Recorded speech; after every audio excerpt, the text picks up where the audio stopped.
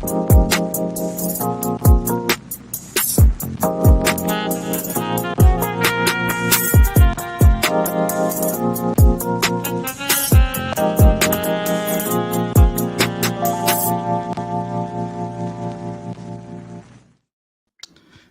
LeRoy.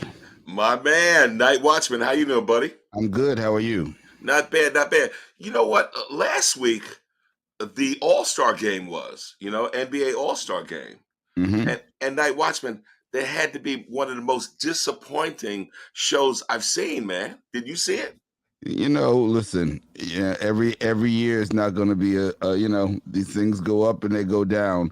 But, basketball goes on, I And guess so. the more important use of basketball is how we use it to impact our kids. Is that correct? That is absolutely correct. But you know what? The folks that we're actually going to bring on tonight, these are folks literally who have seen basketball as the tool to teach and empower our young people. What do you think? Yeah. So listen, we've got the veterans here. Let's bring them out. All right. You know what? No place, especially uptown in Harlem, would be complete without what? Each one teach one. Can we bring out Bob McCullough and George Ball? Yes. Bring them out. All right. Nice. Yay. Yes, hey. Guys. All right. Beautiful. All right. Thank you for having us. Absolutely. So now, NightWatchman, there's another brother out here. You know what? I've heard stories. I heard that he's a playground legend and whatnot. I hadn't seen it, and now that I have a new hip, I'm not even sure I'm going to be able to challenge him. But you gotta think about my man Russell Shuler and the Yes program. Bring him out. Absolutely. What's up, Russ? Thank you for inviting me to join this team. Absolutely. And of course, nothing would be complete. And remember, NightWatchman, this is not Wakanda. This is the BX. Nothing would be complete without this Genesis brother. Yeah. Eric Hicks, game over in the house. What's up, bro? Thank you for having me, man. Thank you for having me. Glad to be here with such great people. Absolutely. And you notice, NightWatchman, he's showing off. He got the background of the courts that he built with River Bay Corporation. Yes, I remember. Yes. Very nice. So, gentlemen, and George and Bob, you guys are going to have to kick this off because remember, 1967, each one teach one. Who wants to take that? Talk to me. You want to do that, Bob McCullough? Well, he's speaking, but we can't hear him right now. Okay. All right. I'm the younger of the two, so I'll try and tackle it for him based on my limited knowledge. He is the reservoir of information when it concerns each one teach one. Bob Sr. and Fred Crawford Sr. At the time, both of them draftees in the National Basketball Association. Bob with the Cincinnati Royals and Fred with the New York Knicks. They had a vision. This is 2 years after they established the Rucker Professional Basketball League, which was in 1965. 1965 was also the date they were drafted by Cincinnati and the Knicks. So 2 years later, they come with Each One Teach One, which is a youth program that uses sports as a vehicle to motivate young girls and boys to pursue a higher education and explore various careers. A lot of people know us from our basketball tournaments and games and clinics and so forth, but Each One Teach One was far much more than that. It was a mentoring and youth development program in which I came up in. It was my first introductions to people of color, professionals in the private as well as in the public sectors, lawyers, doctors, not only athletes. I got to meet, when I was a youth, I got to meet Tiny Nate. He was the first coordinator of the Each One Teach One program. Wow. Tiny Nate. Wow. And then I got to meet the great Nick Legend, Dean Miminger. Oh, Dean, yes, absolutely. Yeah. The Dream. And Dean was there as well. So I learned a lot by watching and hanging out with those guys and listening to their stories. Being a young individual in Harlem where, you don't know what you want to do. These guys was the genesis of me deciding how will I fit, in the world to be as I grew. So it's a lot of kudos to them.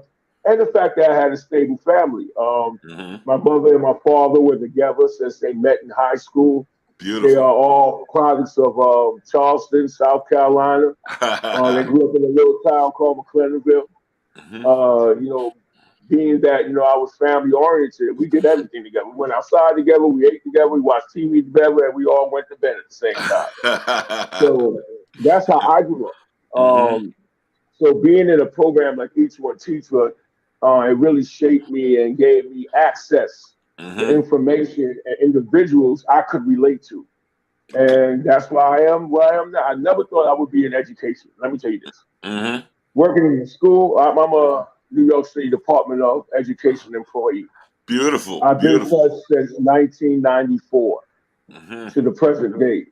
So I've seen it all happen. I've seen things that work, things that don't work, people who like the work, people that don't like the work. The effort that goes behind doing something, you must care.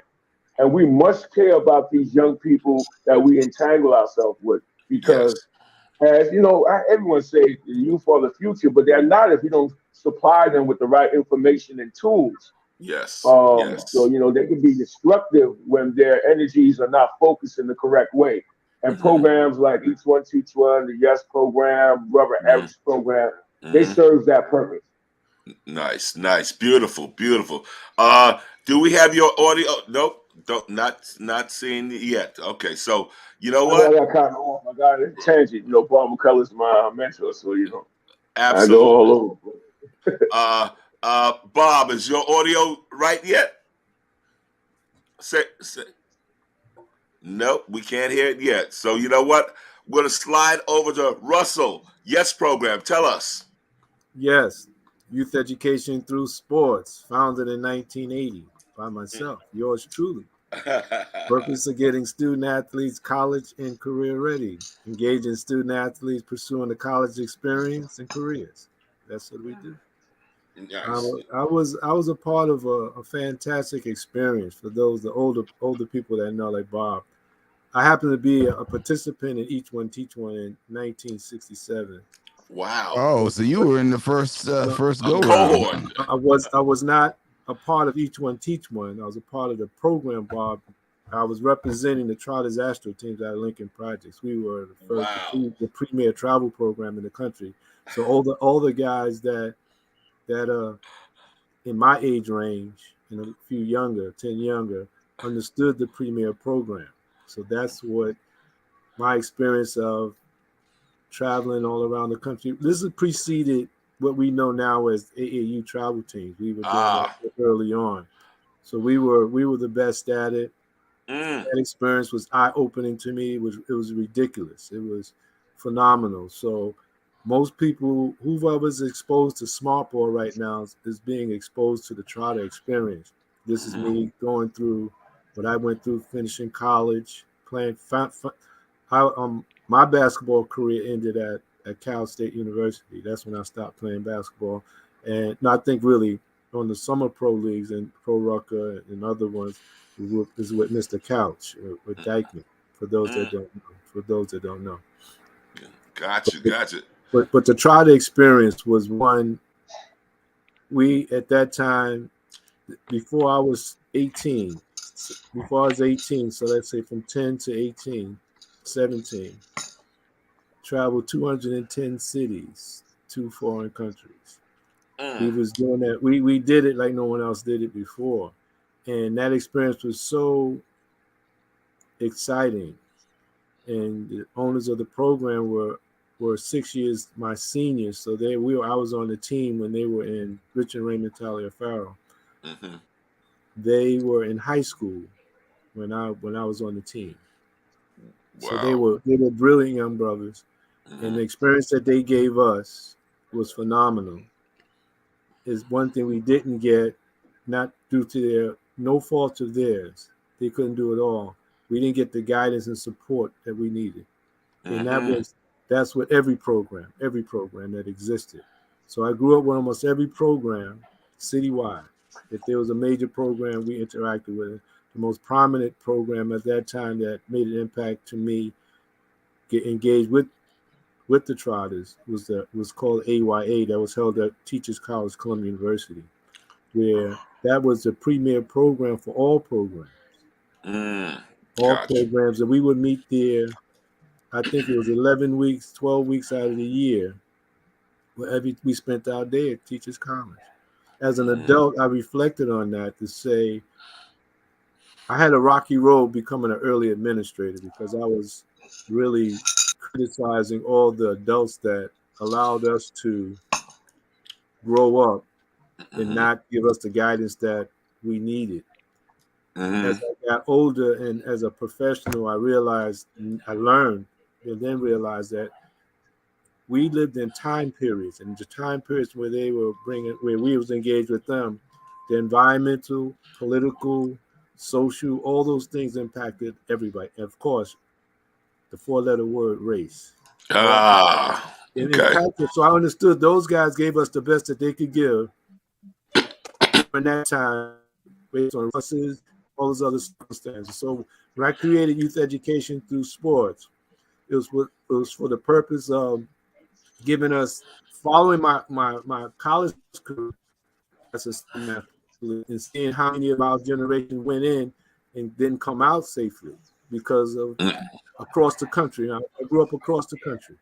So those are guys I was seeing as we were finishing high school, entering college, going through college, and many were challenged because we didn't get the guy.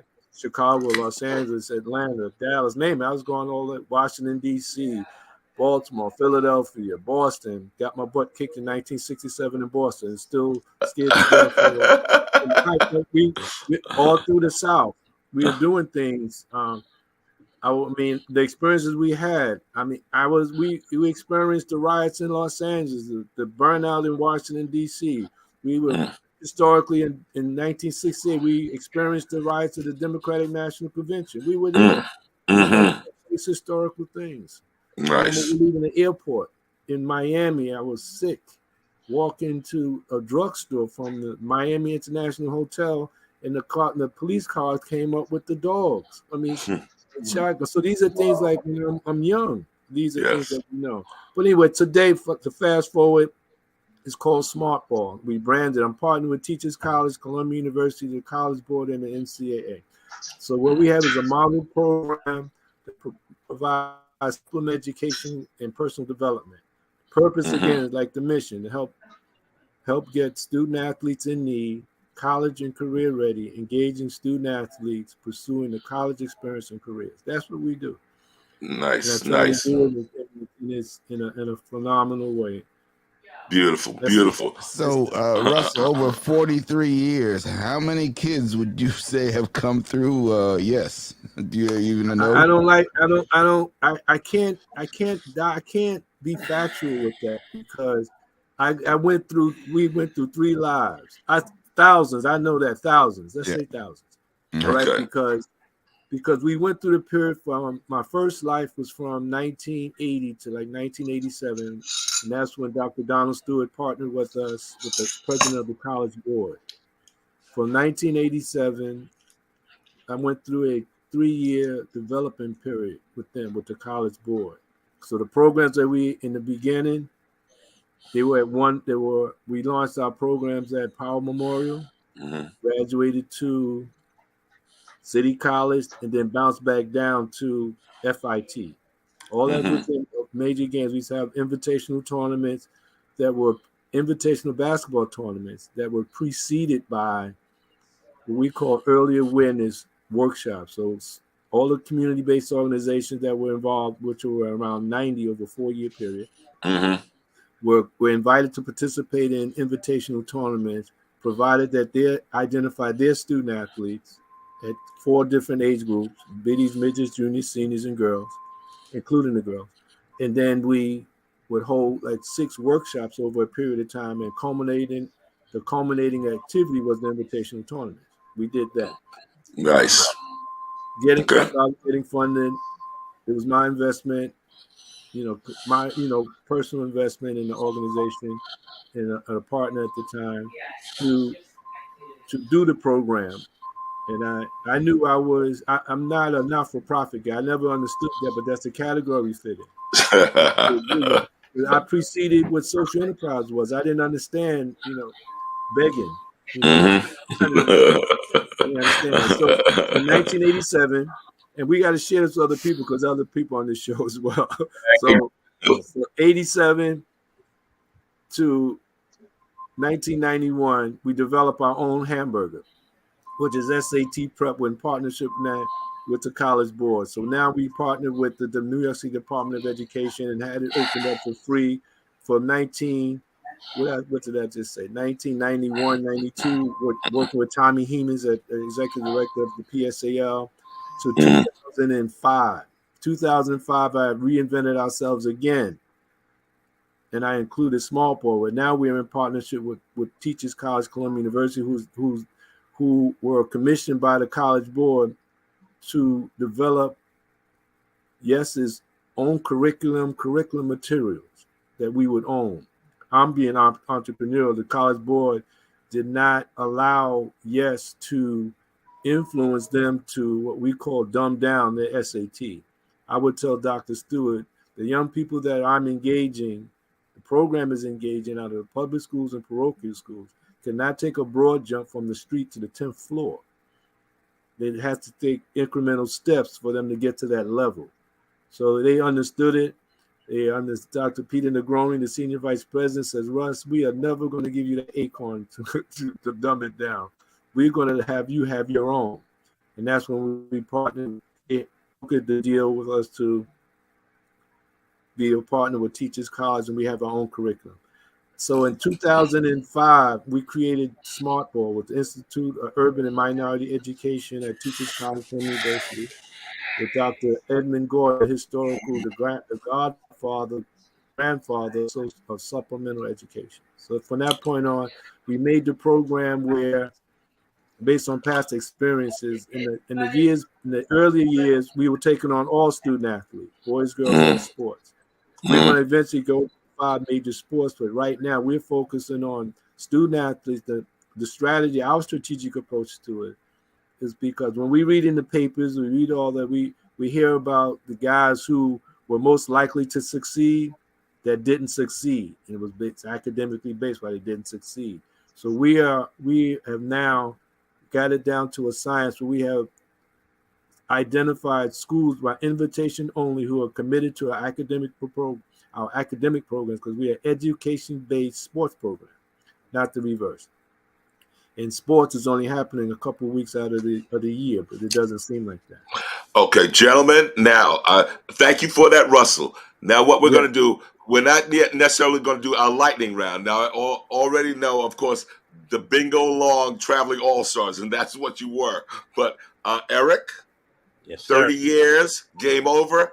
What the heck were you thinking? Do tell. Man, I was crazy. But let me just say this. One of the reasons why I was excited about doing this broadcast with you is because of the other people you have on the panel. I've been and have stood on the shoulders of great men, and these are 2 of them. And George, I'm just meeting you today, but I've seen you around.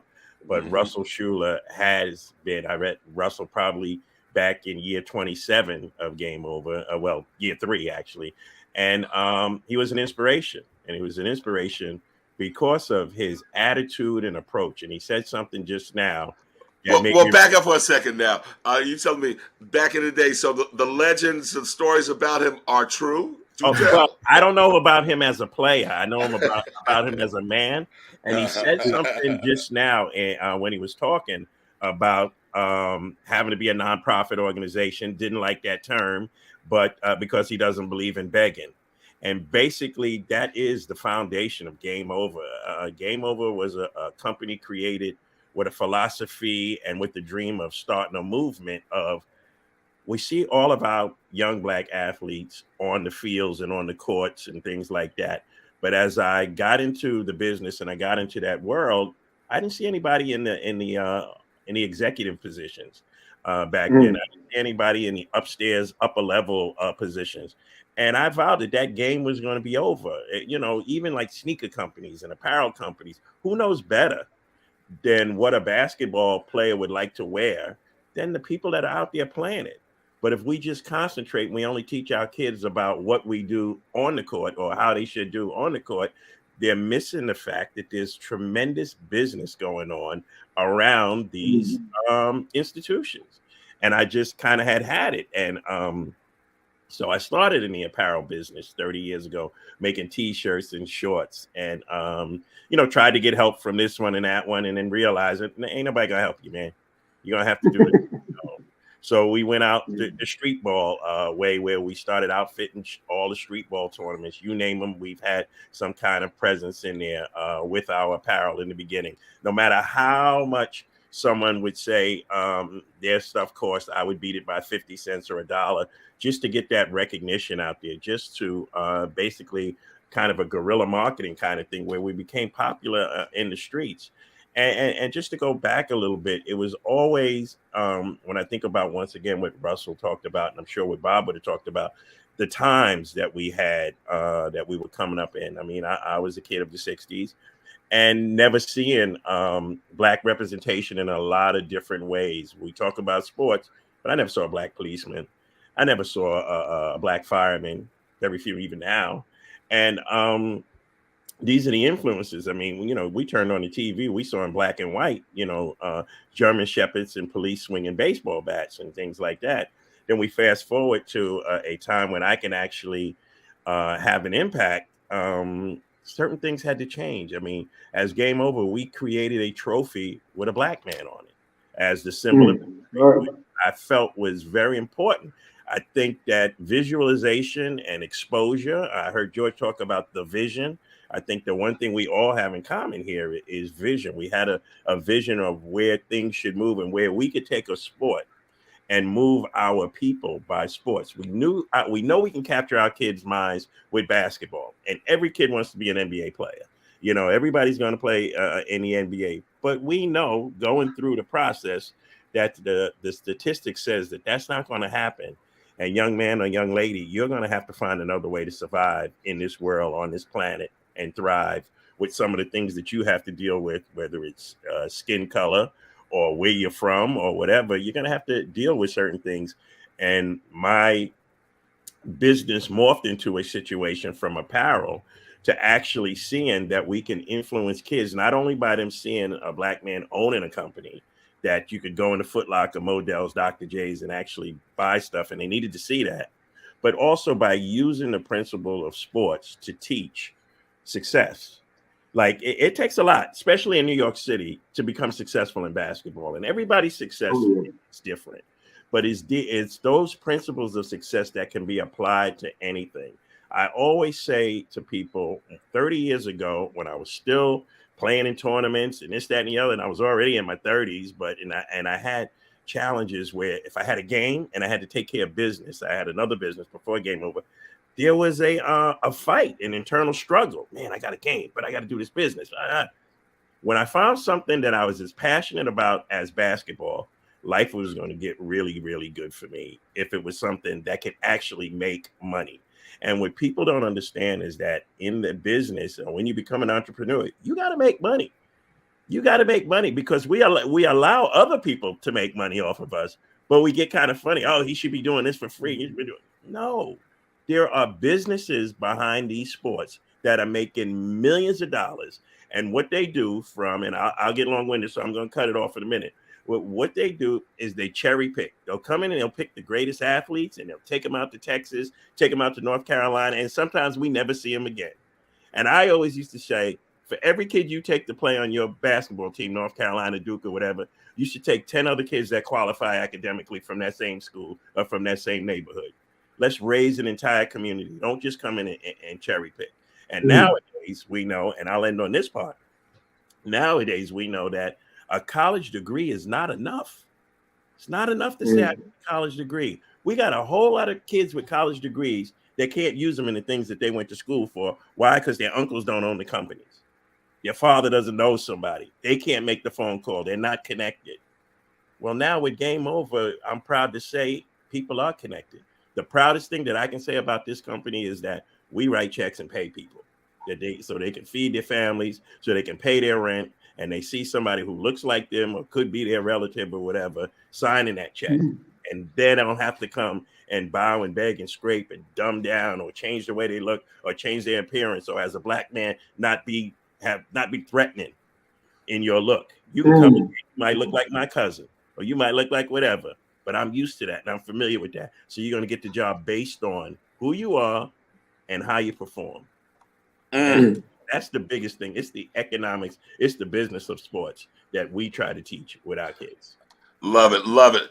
As you say, Eric, the content of your character. Totally. Absolutely. Love it, love Absolutely. it. And George, certainly and whatnot with Each One Teach One. Now, did you also have that same type of experience with Russell in terms of having a real all-star troupe traveling around the city or beyond to do things? Yeah. Do tell. Yes, we did. Actually, it's from my playing days. McCullough, along with the staff, brilliant staff, by the way, all knowledgeable in the game, all had jobs, civil jobs. You know, some of them were park recreation people. You know, some of them had to go punch that 9 to 5. It gave us an attitude that you could make it and do things well. But as for the traveling part, you know, I got denied. Let me tell you a story. I got denied the ability to travel one year because I walked out of an all-star game and Mr. McCullough saw fit to punish me and said, "Man, you can't try out for this team." Came and pulled me off the court. So you got to get up around here. So that was a learning experience for me about keeping your emotions in check. You understand? And not being so hot-headed. When people are doing things for you to nurture you and so forth, a lot of times when you're young, you're not aware of that. You haven't experienced that, and you're going through those different type of situations to learn that. That's probably one of the best things that ever happened to me. But yeah, we traveled. We went out to Boston, Philadelphia. We also established a friendly rivalry with Philadelphia we used to do. Also, a team of high school students we used to take to North Philadelphia, and then they would come and play us. So it was a home at home. And we did that for many years until the organizer that we were a part of in North Philly passed away, unfortunately. So yeah, when we went to Boston, and now we're doing those type things again. So basketball is a sport where, man, they always say sports reflect life lessons, and that's true. And basketball is one of those sports that you need to work together. You also need to strengthen your individual skills. It forces you to be able to communicate with one another and show appreciation for the effort that you put forth, which instills pride. That pride turns into your character. And you always remember the road that you travel to get proficient in any type of area.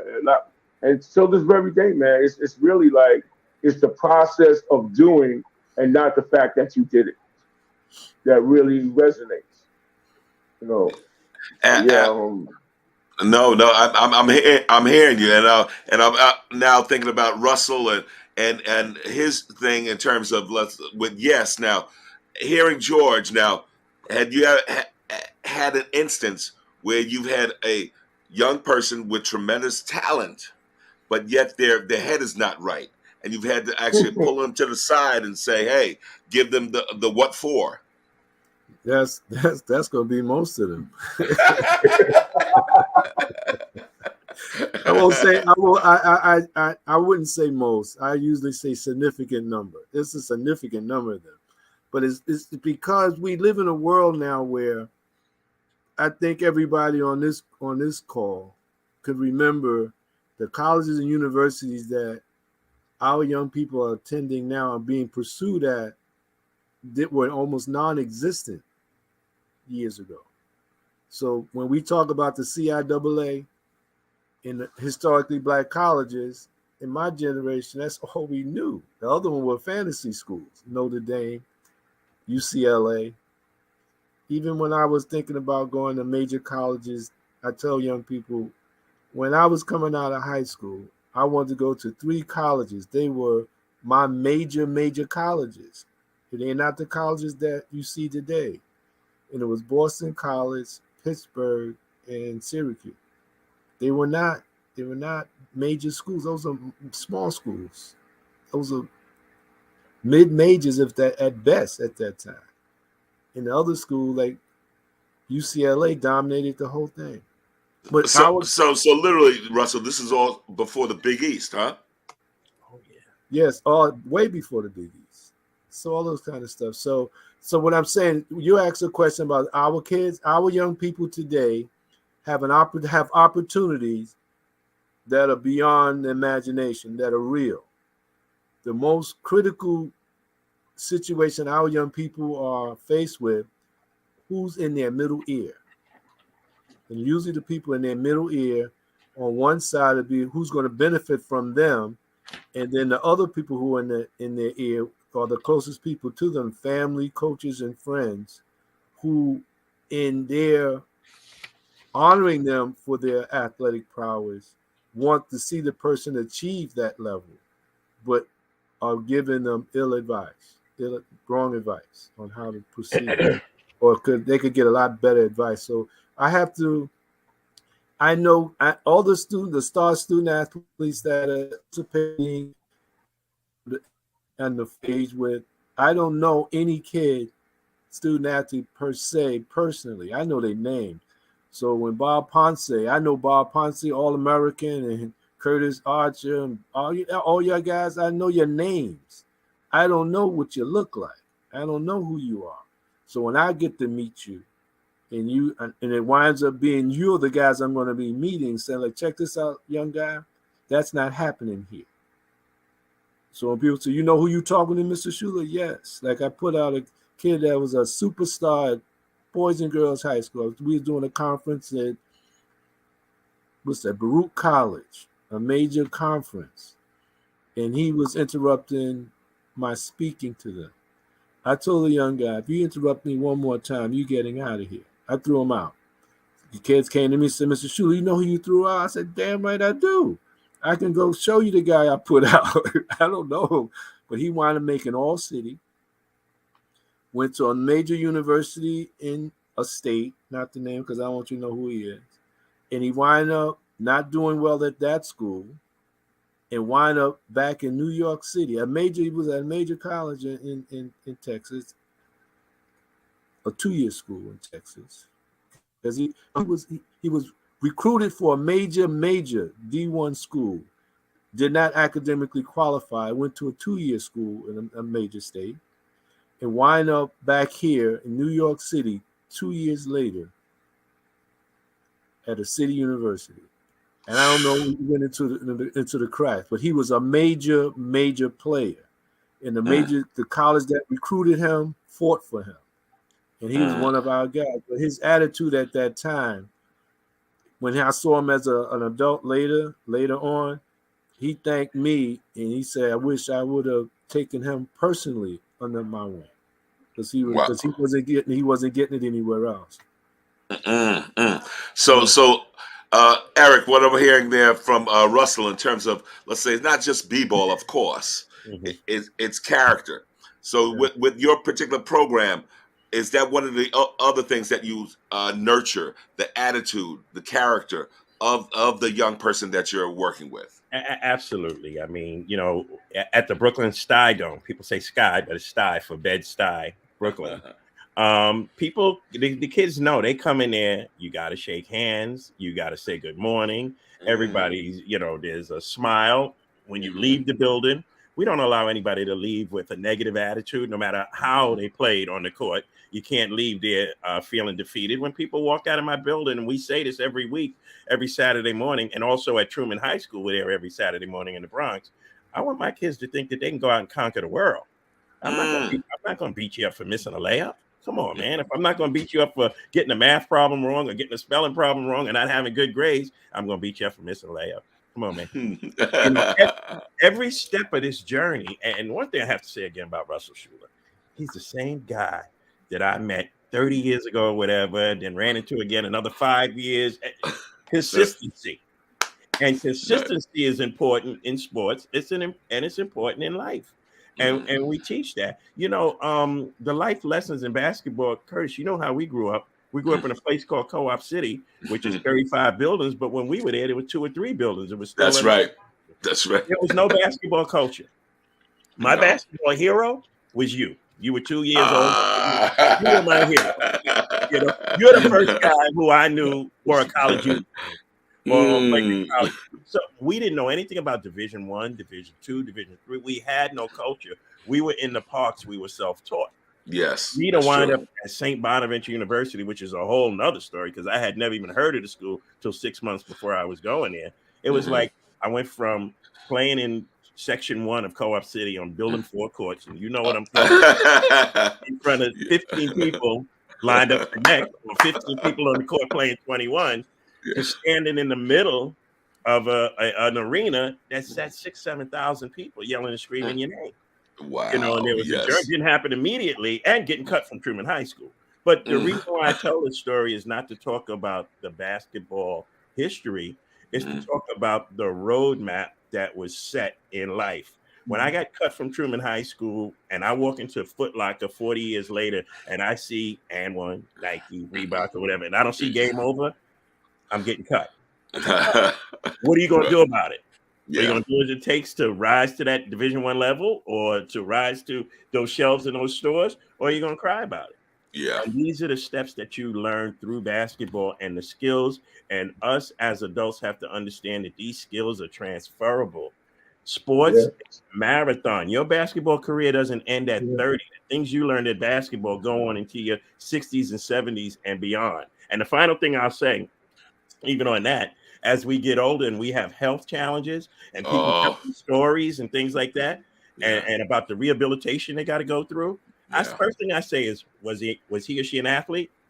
They say yes, he's gonna be all right. They know what it's like to recover from injuries. They know the process. They know how to do these things. They're gonna be all right. A person who's not an athlete, say they might have some challenges because they don't know what it's like to get injured and have to go through a rehabilitation process in order to get back to where you were.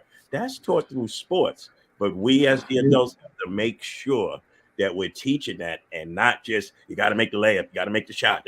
Come on, that's our job at the end of the day. Because 99% of you are going to have to get jobs. Yes. Game to the world, get your education. But when the smoke starts to settle down, when you hit 35, 40 years old, you're going to have to get jobs or start a business. Yes. And we're here to let you know that you can be successful at both or either. Beautiful, beautiful. And you know what, ladies and gentlemen, you've heard his name. We haven't been able to hear his voice. Bob McCullough, can we hear you yet, or what? We still have some technical stuff. I need them to see your face. Go ahead, Bob. Not yet. Okay, but I would like to make some comments about Bob. Okay, go ahead, Russell. So Bob was also he's a character. We all know that. And I'm saying he was a good character for me. And when I entered this, when I made the transition from what we were saying, when I made this transition, what Eric was saying is a time when you say, damn, I got a game or I got to do my business. Because I started, I was still playing. I was still playing. So I was like, I was playing for Mr. Couch. I'm playing what was then was the best team in the city. So, Summer Pro League. So I had to think about, am I going to practice? Like somebody else said, am I going to practice? Although I got things I got to do. So that one outweighed the others. Like, the last time I was on that Summer Pro League team up at City College, I was like, you know what? I can't do this again because I knew I had to go home and I got to read, I got to write, I got to do all those types of things. But Bob McCullough, when I made that transition, I really appreciate him from Each One Teach One and Bob Williams from Sports Foundation. Those are two guys that grabbed me, pissed me off every time I used to speak to them because they were like, but I didn't know they was giving me guidance at the time. They were staring me like, this is how we do this. Russ, I mean, see, many of y'all, Eric knew me. He was 2 years removed before I had some polish on me. All right, so now Rob and them knew me rough. I mean, it's like I didn't even care. Old guys not knowing what they doing, guys let tripped us up, did whatever. So they're like, Russ, calm down. Wow, they were guiding me. They were guiding me, and they were patient with me. And when you find out when you're an adult, when you find out when you're actually in charge, and people have to ask you for permission. And I felt like, damn, I when I say no, everybody says, wow, they can't do anything. I felt, wow, that's like a magic wand. No, I'm not doing it. It can't be done. So this is what it was. They were guiding me. They nurtured me that way. Then I had those high-powered people that's on my board that was in the background, like Bruce Wright, the board chair, and Percy Sutton, and others guys really grooming me. Guys that Gil Noble, all those other dudes that like, Russ, you know what you're doing? You're doing something phenomenal. I'm like, yeah, wow. So I was being coached by a lot, but Bob took it another level, community level. He even helped. He's essential for even the park. That's at Abe Lincoln. He made sure I joined the community board. I ain't going on those damn meetings like you. See, you see, Bob McCullough, what you did, what you started he's here. Done that, and he continues today. Still today, he does. That's right. He pulls my coattail. He reminds me of things. He's encouraging in certain ways. Bob Williams was the same way. I mean, and there are guys that actually the older dudes, and I saw them. Like Bob and I talked recently. I knew Bob when he was 25. I knew Bob the kind of guy like you got to stay out of his way because he's like I'll knock you out. Because I'm like as a kid, no, you got to see him in 1967. He's playing. Freddie Crawford. I know all those guys. Bruce Spraggins, all the legendary guys. Bobby Hunters, Butch Purcell, all those guys. Oh man, all the legendary guys I grew up with, and I was playing against them. Yes. So it wasn't like when I was younger, I was playing against them. So like I said, so a lot to Bob's credit, a lot of his kids, my brothers were in his program, directly in his program. And like I said, he's a character. I'm saying that in the positive. Absolutely. Like I said, we've been teasing him. Bob, I found out Bob only dunked one time. That's why he only dunked one time. He only dunked one time. Well, he got exposed. Go ahead. Absolutely. And you know what, NightWatchman? We just lost, I guess, George, but I guess he'll come back. So, but let me talk about Eric. Eric gives me confidence. I admire Eric. Eric started Game Over. Yep. He had some major breakthroughs, and I used to encourage him as well. Whatever people say, you just don't stop. If they're telling you to stop, that means you onto something. And he's been able to go through doors, working with the guard. And I'm saying, like I said, Eric, if anything, do what I do. If you look out for anybody, look out for the envy and the jealous. You gotta figure that out because you're doing it, and every year you survive. That's it. That was it. So it's the mutual admiration. Me, and like I said, I usually don't talk too much about people. I don't talk about anybody negatively, not at all, because everybody's in their own silo and they're going through their own circumstance and have their own experiences. I've come to work with George Ball forever, it seems like now. And when I went to celebrate his birthday party, I'm like, damn, you that old, that quickly? What does that mean for you? And to realize the many years I have on them, like, wow. Well, anyway, this is good. Even you, Curtis, to find out that you were at one time a major basketball player. I would not say major. I would not say major. And I would say that Eric definitely crystallized St. Bonaventure because the only person I knew there was Bob Lanier. And so when he came on the scene, I said, oh, okay. Eric got some stuff going on here. Freddie Crawford brought that to Freddie Crawford. I heard that name many times. Correct. Yes. That's right. Freddie Crawford made St. Bonaventure real. Gotcha. Right. And you know what? So George, do tell me, do you have on some each one teach one swag? Is that the jacket or what? What you working with? We lost. We lost. I scared him off. See, see now, Eric, you got to let me know in terms of your swag. What do you have? Let's see it. Oh, wrong side. Game over, baby. Oh, okay. It's game over. All right. As a matter of fact, so NightWatchman, make sure that you're going to put Hey guys, down. can you hear me? Yeah, now we can hear you, George, for sure. Okay, listen. I was on. Sorry about that, Russ. I was on the phone with Bob. He had called over. He wanted me to relay a message to you and Eric, Russ. He said that number one, he's nominating you for the Harlem Hall of Fame for 2024. Russell and Eric. He wanted me to remind you that some years ago you donated the championship trophies to each one teach one. Whoa! And he wanted to thank you for that. It was an honor. It definitely was an honor. And I talked a lot about Russell, but the name Bob McCullough and my interactions with him over the years have been nothing but positive, and it was an honor to donate those trophies. Absolutely. Yes. As a matter of fact, I do know, unless something has changed, and what you told me, George, is that we have a birthday for Bob happening this Saturday. Is that correct? That's correct. We're going to be at the Scan Harbor Alfal Beacon Community Center at Junior High School 45, which is located on East 120th Street between 1st and 2nd Avenues. It's a lot of the older guys like yourself. I mean, a lot of the... let me take that back. A lot of experienced guys like yourselves refer to it as the Wagner Center. Okay. So we'll be there this Saturday celebrating Bob as part of our Black History Month, Dr. Martin Luther King Jr. All-Star Weekend. We have 6 All-Star games set up for different age groups, boys and girls, old timers as well as the legends.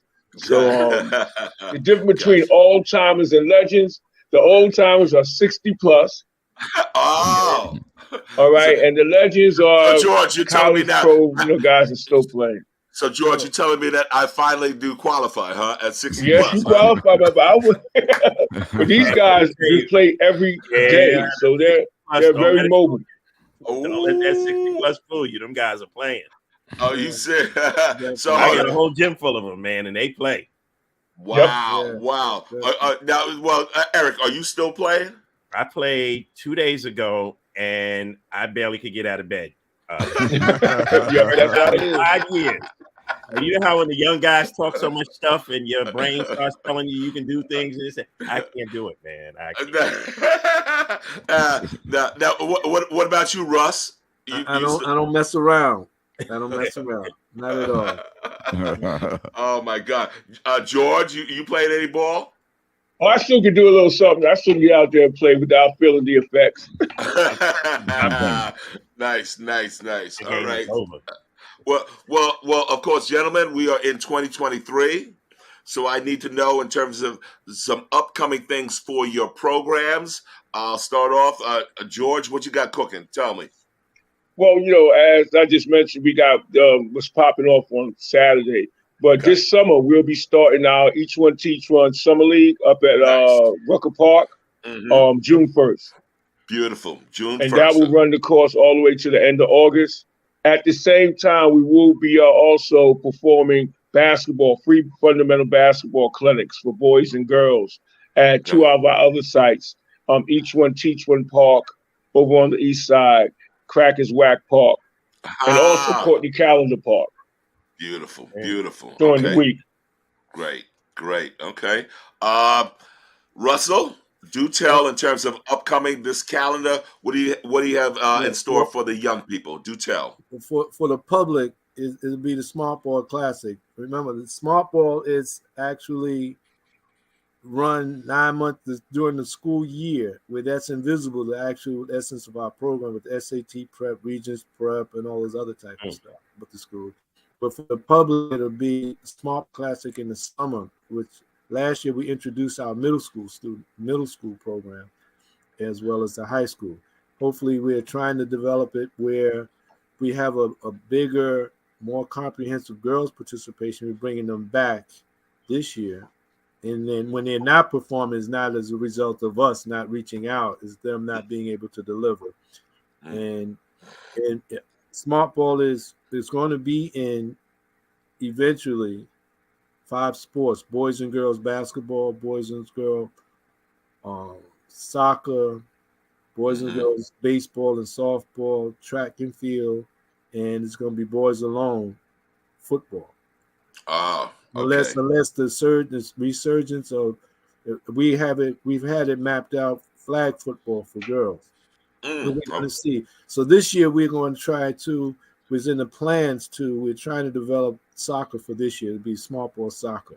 Nice. In addition to basketball, so that's on our drawing board. We're working at it now, trying to see how that can come. And we're working with schools. Our thing is working with student athletes who are already in school, aspiring to go to those levels, participating on their varsity teams. And so we have everything is under one roof: principal, guidance counselor, athletic director, parent coordinators, coaches, everybody's together right there. So under one thing. So that's how we do it that way. And we have the most competitive schools because we're working toward, like I was beginning to say with Smart Ball, the student athletes that we're engaging now are all they have to do is be academically eligible, and they're likely to they'll be able to accept the scholarship opportunities that come before them. That's what we're doing. Beautiful, beautiful. And Eric, do tell what's in store for Game Over and, as you say, the Sty Dome. The Sty Dome. Well, at the Sty Dome and Co-op City, this past summer, we launched something called Buckets and Bites. And Buckets and Bites is a program where Buckets, obviously basketball, and Bites, computer language and computer coding. We teach basketball and computer coding. So one of the actual stations that we set up is a computer coding lesson. So you participate in the basketball, but you have to participate in the computer coding, which is the Bites part of the program. We also started Buckets and Beats, which is the same thing as digital music production. So we need we want our kids to learn about the things that go on behind the scenes. And then we have Buckets and Bots, where we teach robotics. Wow. Not funded by anybody. I paid for every computer and, all of that. And we're starting to figure out that whole 501c3, in which we're a new 501c3. But the emphasis is on, like, for instance, and we all can tell the story about the kids in front of the video games playing, or hear them talking about video games and the fantastic things they're doing in basketball. And you turn around and look, you're like, kid can't even play. What is he talking about? He's talking about 2K. So we like to tell kids don't play video games anymore, but that ship has sailed. That we're not going to stop that technology ship. So what we're trying to teach them is, how do you create video games? What is the business behind video games? What is the business behind music production and robotics and artificial intelligence? You're liable to come to a Game Over basketball camp and get an Oculus slapped on your head and take it into the metaverse. And have 7 stores. There's 7 Game Over stores in the metaverse right now that actually do business. Our kids need to know about that. And so we try to introduce them to these things. And hopefully everything that they do, just like every other gentleman on this call, we give them the seed, we give them the exposure, and then they take it to the next level. And that's what we try to do, exposure. Wow. See? Great. Yeah, this is the type of stuff of what that I was not privy to, that I did not have. So Bob McCullough, where were you when I needed you? I was in the BX and I did not have my Bob McCullough. We needed that.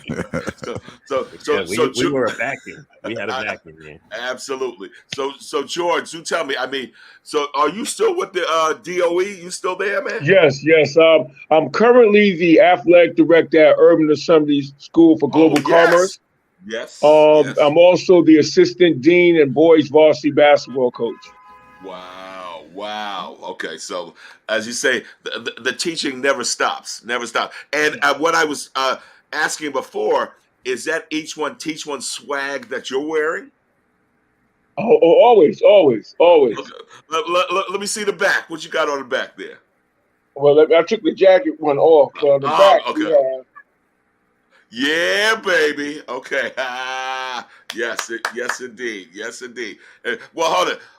Russell, you ain't got no swag. What's going on, man? No, we do it quietly. That's in development. I have to develop a whole product line for everybody. Did I hear some secret branding, some deals being made back there? Definitely. That's my guy. Anything he wants, I got it. Listen, with Russell, the swag is SAT scores. How about that? The ultimate swag. How about that? Okay, so that's where he's laying down the gauntlet. Okay, I got you. Think about this. How many people you know? So Russell started Yes in 1980. How many people you know at the same job since in 1980? I don't know anyone other than Russell. So I think we got to put him in some kind of Hall of Fame just for that. Well, gentlemen, we're going to be wrapping up shortly. So what I need to know, if young people, parents, or whoever need to get in touch with you about the program, how can they do that? Let's start off. George, how do they do this? Oh, well, if you want to get in touch with us, you can go to our website. It's therealeachoneteachone.com. That's TherealEachoneTeachone.com. Beautiful. And you also can reach out to us by the number 347-928-9730. That's 347-928-9730. You can also send us an email at therealeachoneteachone@gmail.com. You can reach us on our Facebook, the National Association of Each One Teach One, as well as LinkedIn, as well as Twitter, as well as Instagram. Beautiful.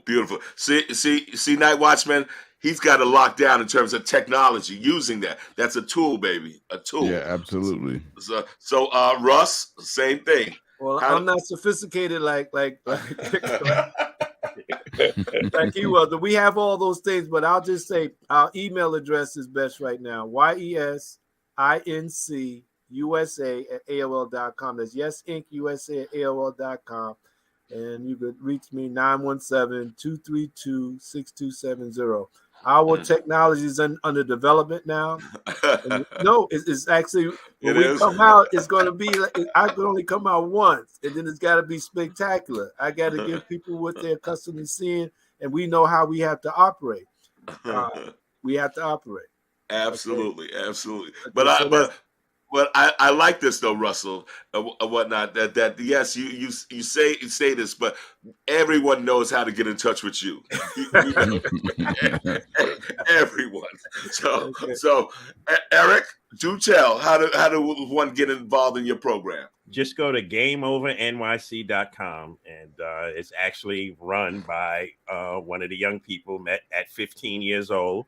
And she's now 25, and she's been working with us for 2-3 years. Her name is Veronica Washington. So we actually took somebody at 15, and now they work full time for us. So that's GameOverNYC.com, or you can go to on Instagram, official GameOverNYC. Beautiful. Exactly. So I don't know, Night Watchman, you play any b-ball anymore or what? I had no skills, brother. None at all. I'm a spectator. You got you. Well, then I will say then, Night Watchman, then I guess you know what, you can close us out, take us home. Oh, thank you. That's so gracious of you.